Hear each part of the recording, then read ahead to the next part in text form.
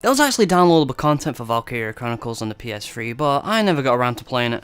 Fortunately, it's included on the PS4 version, so let's see if the extra stuff is worth playing. I reviewed the main game about a week back, so I recommend watching that first, link in the description. Anyway, let's start with Enter the Eidee detachment. Here's the situation, darlings. This one follows Eidee, Marina, Lynn, and a bunch of others you probably didn't use in the main game, as they defend a small town from filthy Imperials. They've been separated from Welkin, so no orders or tank.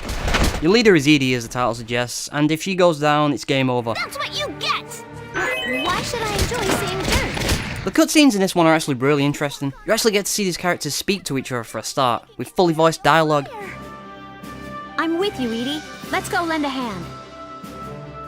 And a few rockets while we're at it. That alone is way different from the main game, where they were just background decoration for Welkin, Alicia, Rosie and Largo. My girls Lynn and Marina even get some screen time, and everyone gets a little bit more characterization. This actually made me like Eidee, a character I've always kind of found annoying in the main game. What is it, Missy? The mission itself is pretty basic. You have to hold your location for the first part and make sure nobody slips past your defenses. Lancers are actually really useful in this mission. I did make the complaint that Lancers were useless in the main game because of the tanks and orders, but since you don't have them here, you'll be relying on the Lancers to take out tanks. It's cool, there's no wasted classes this time around. Marina is not that useful though. She dies really easy and just isn't good at holding down a fort. Otherwise, this was a fun little mission. Well worth playing. Especially if any of your favourite characters are in here. It's not much of a challenge though. I would say it's only really good for a single playthrough, unless you want to get that A rank.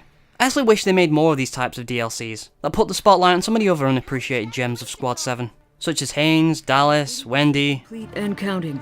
No civilian casualties so far. But not Vise. That son of a bitch already has a game. Behind her blue flame has us playing as the Imperials, and is focused on an engineer called Johan, and his relationship with Salvaria. Who's there? Sir! Once again, the cutscenes are actually pretty interesting. You get to see a softer side of Salvaria, that was rarely seen in the main game. She comes off as very maternal to her men, which in turn spurs them on to fight. Your help. Believe in your squad mates, in your friends. That will be what gets you through the mission. And how can you not be confident with Salvaria running around with the room? She's just unstoppable. It's a good job this game doesn't have any violence, because this would look like a scene right out of that 2008 Rambo movie. Enjoy Salvaria's OP stats while they last, because everyone else you control is total cannon fodder. With the sole exception of Johan, they're just a bunch of nameless goons who are weaker than your Gallian opponents. No wonder they lost the war. Johan himself is only good for healing Salvaria and destroying obstacles with his grenades. You also get a lame moot tank, which just makes me miss using the Edelweiss. I'll even take the Shamrock over this thing. So since bullets will cut through your guys like paper, these missions are pretty hard and require a lot of patience and saving. I really didn't care for these missions. They required a little too much precision for my taste. There is no margin for error here. You'll have to be perfect when positioning your guys or they will die by the dozen. Lots of dying, lots of saving, lots of dying again. So I only recommend this one if you're hardcore or a massive Salvaria fan. Or maybe if you're a fan of the Imperials for whatever reason. There probably is fans of that.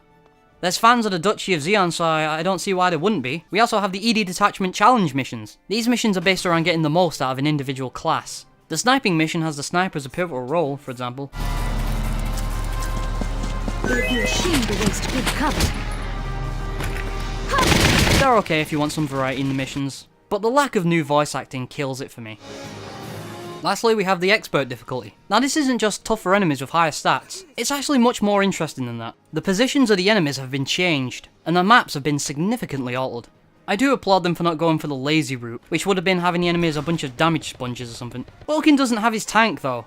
What good are you now, Welkin? You don't even have any battle potentials. The Edelweiss was the only thing he had going for him. And I know I'm getting into stupid video game logic here, but why did Welkin leave the tank back at base for these insanely hard missions? All of those victories must have gone to his head.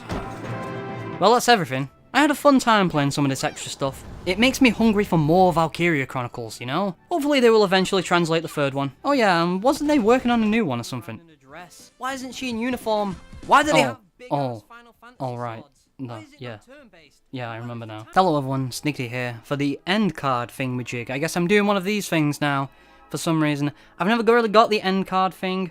I guess, therefore, advertising your other stuff on your channel, I suppose. I'm not going to do the old cliche, you know, the like, the comment, and the subscribe. And I'm not trying to reverse psychology you into doing those things either by mentioning it just then. I know, I mean that. I'm not trying to make a joke or anything. I actually mean that because I hate when people do that on other YouTube channels. I find it annoying, so I'm not going to do that.